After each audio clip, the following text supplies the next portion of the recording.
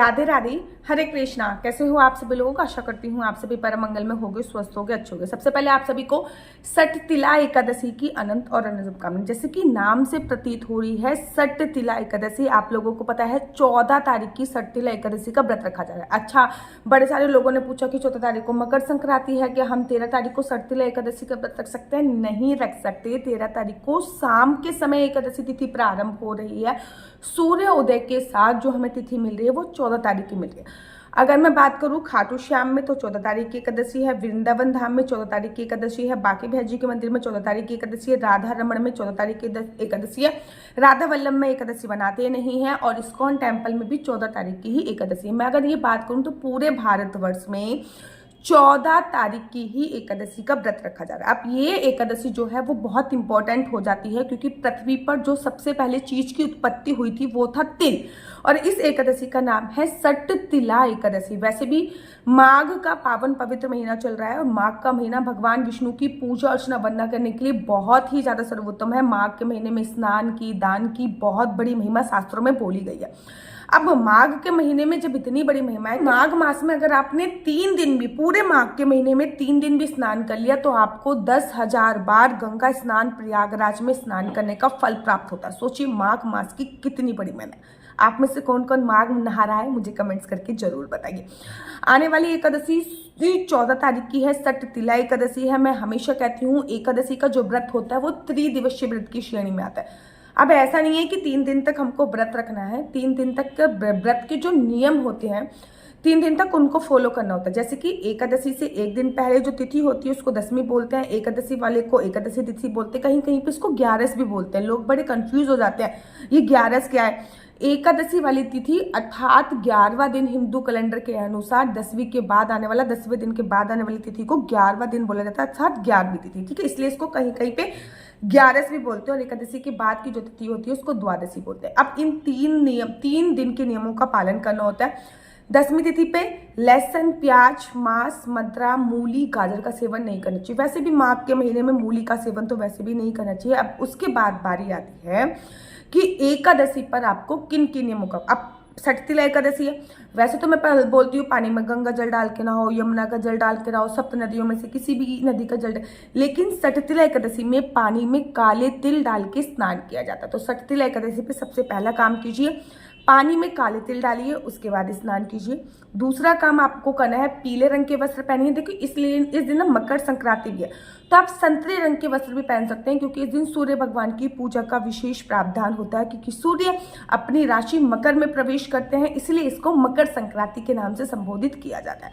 तो या तो आप संतरे पहन लीजिए या पीले रंग का वस्त्र पहन लीजिए। उसके बाद लड्डू गोपाल की बारी आती है। लड्डू गोपाल को आप पंचामृत से स्नान करा सकते हैं, लेकिन मैं क्या करती हूँ माघ के महीने में ना बहुत सर्दी होती है, तो मैं इस टाइम पे क्या करती हूँ दूध में काले तिल डाल के लड्डू गोपाल को स्नान कराती हूँ। तो आप अगर पंचामृत का उपयोग करते हो तो पंचामृत में भी काले तिल डाल के लड्डू गोपाल को स्नान करा सकते हैं। उसके बाद एकादशी की पूजा अर्चना प्रारंभ कीजिए।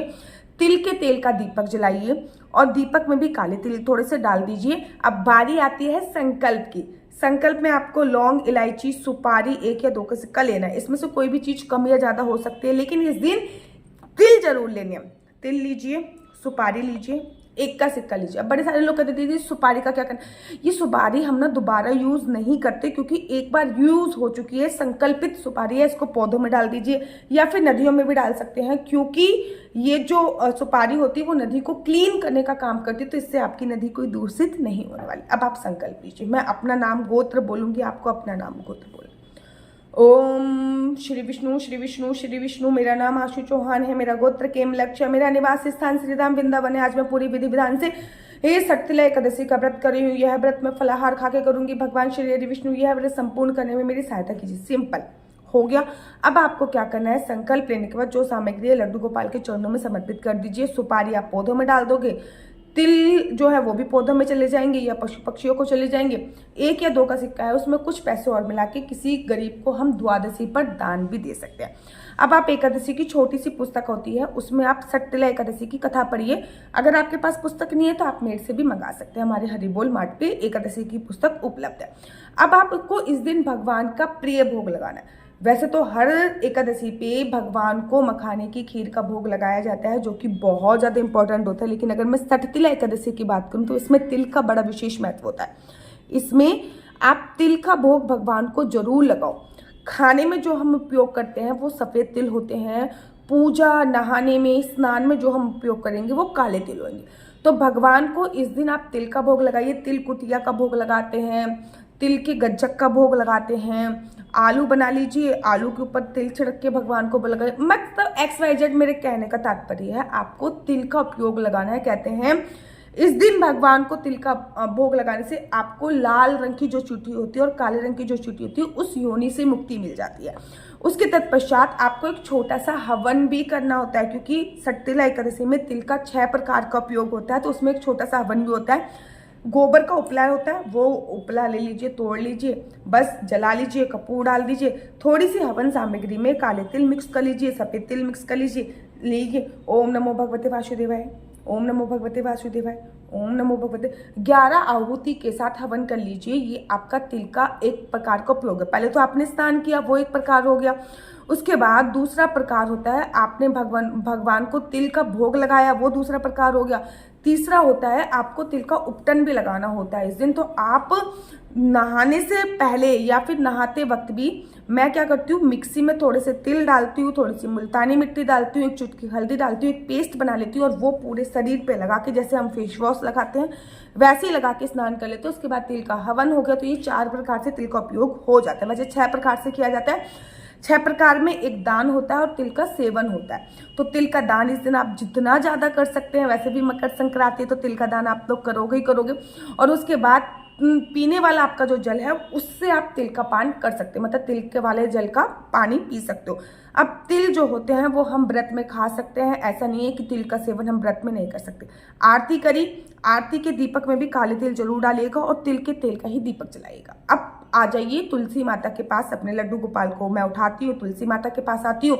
तुलसी माता में सबसे पहले जल सींचती हूँ। एकादशी पे तुलसी पे जल सींचा जाता है और आप तुलसी पे जो भी जल सींच रहे हो उसमें भी काले तिल का उपयोग अवश्य कीजिए। थोड़े से काले तिल डाल के जल सींचिए। मेरे कहने का मतलब है इस एकादशी पे तिल का उपयोग जितना ज़्यादा कर सकते हो करिए। तुलसी माता के पास एक दीप प्रज्वलित कीजिए, वो भी तिल के तेल का होना चाहिए और उसमें भी काले तिल जरूर डालिए। अब तुलसी माता की परिक्रमा प्रारंभ कीजिए। डेली आप 4 परिक्रमा करते हो तो इस दिन 11 परिक्रमा कीजिए और वहीं पे तुलसी माता के पास बैठकर आपके गुरु का जो मंत्र है उस मंत्र का आपको जाप करना है। नहीं तो आप ओम नमो भगवते वासुदेवाय, नहीं तो आप हरे राम राम राम हरे हरे, हरे कृष्ण कृष्ण कृष्ण हरे हरे का भी जाप कर सकते हैं। अन्यथा हमारे संत श्री प्रेमानंद जी महाराज बोलते हैं राधा राधा राधा कट जाएगी सभी प्रकार की बाधा, इसका भी जाप कर सकते हैं। इसके तत्पश्चात पूरे दिन किसी की निंदा चुगली इत्यादि नहीं करनी होती है। अगर आपका निर्जला व्रत है तो आप ओबियसली बात है जल का भी सेवन नहीं करेंगे, लेकिन यूट्यूब पे विष्णु सहस्त्रनाम चला के अपने घर के दैनिक के नित्य नियम के जो कार्य हैं उनको कीजिए। मैं भी ऐसी करती हूँ, यूट्यूब पे विष्णु सहस्त्रनाम चला देती हूँ। फिर मेरे घर के जो दैनिक नित्य नियम के कार्य होते हैं, जैसे मेरी बच्ची का खाना बनना, मेरी बच्ची को स्कूल जाना, वो मैं करती हूँ, हस्बैंड को ऑफिस जाना, ये सारे कार्य मैं विष्णु सहस्त्रनाम चला के चलती हूँ। किसी भी एकादशी में दिन में सोने की मनाही होती है, तो इस एकादशी पे भी आप दिन में नहीं सोएंगे। तो आप अपने पीने वाले जल में सुबह सुबह ही तिल मिला लीजिएगा, सफ़ेद तिल, और आराम से उस जल का पान करते रहिएगा। तिल दान इस दिन अवश्य कीजिएगा। शाम के समय विशेष पूजा होगी। शाम के समय आपको तिल के तेल की, मैं तो कहती हूँ सुबह ही अखंड जोत जला दीजिए, सुबह अखंड जोत जला दीजिए। शाम के समय तिल के तेल की 2 घर के मुख्य द्वार पर जोत जलाइए, काले तिल डाल के जलाना है। तुलसी माता पे एक तिल के तेल की जोत अवश्य जलाइए। इस दिन मकर संक्रांति भी है, तो इस दिन ना खिचड़ी का भोग मकर संक्रांति पे लगाया जाता है, लेकिन एकादशी है तो हम खिचड़ी का भोग नहीं लगाएंगे। आप ऐसा कर सकते हो, शाम को 6:30 बजे के आसपास एकादशी तिथि विश्राम हो रही है, उस टाइम पे आप खिचड़ी बनाकर उसमें काले तिल डाल के भगवान को भोग लगा सकते हो। लेकिन आपको खुद भी सेवन नहीं करना है। वो खिचड़ी उठा के फ्रिज में रख दीजिए, अगले दिन वो आप प्रसाद स्वरूप सब पे खा सकते हो। एकादशी पे रात्रि जागरण का बड़ा विशेष महत्व होता है। देखो, दिन की पूजा का इतना विशेष महत्व नहीं, एकादशी में रात की पूजा का बड़ा विशेष महत्व है। तो रात को जितनी रात तक जग सकते हैं उतनी रात तक जगिए, भगवान के नाम का सिमरन कीजिए। अगर आप नहीं जग रहे हो तो एक अखंड ज्योत तो जली रही है, आप बेशक सो जाओ, लेकिन आपकी जो साक्षी है वो अखंड जोत जल रही है, तो अखंड जोत को जलते रहने दीजिए। अगले दिन सुबह सुबह उठिए, तिल का दान निकालिए, ब्राह्मण का भोजन निकालिए। ब्राह्मण घर पे आ सकता है, बहुत अच्छी बात है। ब्राह्मण घर पे नहीं आ सकता तो ब्राह्मण के लिए दान निकालकर उनके घर पे एक थाली भोजन की पहुंचाइए। नहीं पहुंचा सकते, गौशाला में पहुंचाइए, सूखा आइटम पहुंचाइए। उसके बाद खिचड़ी बनाइए, भगवान को भोग लगाइए, खीर बनाइए, मतलब चावल से संबंधित कोई भी चीज का भोग भगवान को लगाइए। उसके बाद अपने एकादशी के व्रत का विश्राम करें। द्वादशी भी एक समय भोजन किया जाता है। एक टाइम तो तब होता है जब हम व्रत का पालन करते हैं, तब अच्छे से भोजन कर लेते हैं। दूसरी बात, रात को एक समय भोजन किया जाता है। ये नहीं कि पूरे दिन खाना खा रहे हो अगले दिन हमारे। एकादशी पे भी संभोग क्रिया नहीं करनी, ब्रह्मचर्य का पालन करना है। और द्वादशी पे भी संभोग क्रिया नहीं करनी, ब्रह्मचर्य का पालन करना होता है। एकादशी पे पृथ्वी शयन किया जाता है, द्वादशी पे भी पृथ्वी शयन किया जाता है। शारीरिक दुर्बलता है, मतलब शरीर में किसी भी प्रकार की कोई कमर दर्द है, तो आप बेड का उपयोग कर सकते हो, बेशर्ते बेड की बेडशीट वगैरह आपको चेंज करनी होगी। तो इन नियमों का पालन करके आप सटतिला एकादशी की बहुत अच्छी तरीके से बना सकते हो। इस दिन मकर संक्रांति भी है। खिचड़ी कैसे बनानी है ऑलरेडी वीडियो आ चुकी है। मकर संक्रांति पे 100 सेरी दान हो गया, 14 चीजें दान कैसे लेते हैं, सबकी वीडियो मेरे यूट्यूब चैनल पर डल चुकी है। आपको मेरा नंबर आपको नीचे स्क्रीन पर दिख रहा होगा। मेरा नंबर है 4/9-20-25-65। I repeat again, 4/9-20-25-65। आपका बच्चा जॉब करेगा या बिजनेस करेगा, बिजनेस करेगा तो किस फील्ड में बिजनेस करेगा, जॉब करेगा तो किस सेक्टर में जॉब करेगा, क्या है आपके बच्चे का लकी नंबर, क्या है आपके बच्चे का लकी कलर, क्या कुंडली में राजयोग है या नहीं, कुंडली में सरकारी नौकरी का योग है या नहीं, ये सभी जानकारी आप इस कुंडली के माध्यम से प्राप्त कर सकते हैं। याद रखिए, कुंडली देखना बिल्कुल भी फ्री नहीं है। कुंडली देखने के थोड़े से चार्जेस है। और इस नंबर पे मुझसे किसी भी प्रकार से कोई भी क्वेश्चन आंसर पूछने के लिए बच्चों फोन मत कीजिएगा, क्योंकि ये नंबर मात्र और मात्र मैंने कुंडली दिखाने के लिए ही दिया हो। राधे राधे, हरे कृष्ण। तो यहाँ पे हम आप लोगों के लिए लेके आए हैं असली तुलसी माला। विभिन्न विभिन्न प्रकार की हमारे पास असली तुलसी माला है। 30 रुपए से प्रारंभ होकर हमारे पास 1100 रुपए तक की तुलसी माला है। जप माला है, गले में पहनने वाली तुलसी माला है, 1 राउंड की तुलसी माला है, 2 राउंड की तुलसी माला है, 10 साल तक चलने वाली तुलसी माला है, और डबल राउंड की तुलसी माला है, 3 राउंड की तुलसी माला है, गांठ वाली जपने वाली माला है, बिना गांठ की जपने वाली माला है, राधा नाम के लॉकेट वाली माला है, और लैब सर्टिफिकेट द्वारा प्रमाणित तुलसी माला है, जिसमें हम आपको लैब का सर्टिफिकेट देंगे कि ये असली है या नकली है। बहुत सारी तुलसी मालाएं हम आपके लिए लेके आए हैं। न केवल हम आपके लिए तुलसी माला का कलेक्शन लेके आए हैं, अपितु लड्डू गोपाल की असली तुलसी माला जिसपे राधा नाम का लॉकेट है, लड्डू गोपाल के लिए वैजंती माला, लड्डू गोपाल के लिए चंदन माला भी हम लोगों के लिए लेके आए हैं। और लड्डू गोपाल की तीनों माला का सेट है, तुलसी माला, चंदन माला और वैजंती माला का सेट भी लेके आए हैं। साथ ही के साथ हम आपके लिए रुद्राक्ष के असली ब्रेसलेट, पानी में डालने वाला रुद्राक्ष, 1 मुखी रुद्राक्ष से लेकर 14 मुखी रुद्राक्ष तक हमारे पास सारे लैब टेस्टेड रुद्राक्ष अवेलेबल हैं। आप हमसे ओरिजिनल रुद्राक्ष मंगा सकते हैं। ना केवल हमारे पास रुद्राक्ष अवेलेबल है, अपितु हमारे पास कानों में पहनने वाले राधा नाम के असली तुलसी के इयरिंग्स भी उपलब्ध हैं, जो कि अलग अलग डिजाइन, अलग अलग तरीके से आप लोगों को प्राप्त हो जाएंगे। ये राधा नाम के असली तुलसी के कानों के इयरिंग्स हैं और इसमें बहुत सारी वैरायटी हमारे पास उपलब्ध है। आप जल्दी से जो नीचे नंबर दिया गया है उस पर संपर्क करके अपनी चॉइस से कोई भी राधा नाम के इयरिंग्स अपने लिए ले सकते हैं। उनके प्राइस बहुत ही सस्ते हैं। 150 रुपये से फ्री हो 150 रुपये से स्टार्ट होकर मात्र 200 रुपये तक है। और ये है राधा रानी और भगवान श्री कृष्ण जी के चरण, जो आपको अपने मंदिर में जरूर और जरूर विभिन्न प्रकार की अलग अलग तुलसी मालाएं आप लोगों के लिए उपलब्ध है। 30 रुपये से प्रारंभ होकर 1300 रुपये तक की तुलसी मालाएं आप लोगों के लिए उपलब्ध है। हम आप लोगों के लिए लेके आए हैं श्रीधाम वृंदावन की रज। 8 प्रकार की रज इसमें उपलब्ध है, न केवल एक सेवा कुंज की, निधि कुंज की, ललिता कुंड की, राधा कुंड की, कृष्ण कुंड की, निधि वन की, यमुना जी की, 8 जगह की ब्रज रज इसमें आपको उपलब्ध हो जाएगी। ऑर्डर जल्दी से जल्दी नीचे दिए गए नंबर पर करिए, हमारे पास लिमिटेड स्टॉक है। राधे राधे हुआ है। अगर आपको मेरी वीडियो अच्छी लगती है तो आप अपने यूट्यूब चैनल हरि बोल को लाइक शेयर सब्सक्राइब करना बिल्कुल भी मत भूलिए। तब तक के लिए मुझे दीजिए इजाजत। राधे राधे, हरे कृष्णा, हरि बोल। आप सभी को सटतिला एकादशी की अनंत और अनंत शुभकामनाएं।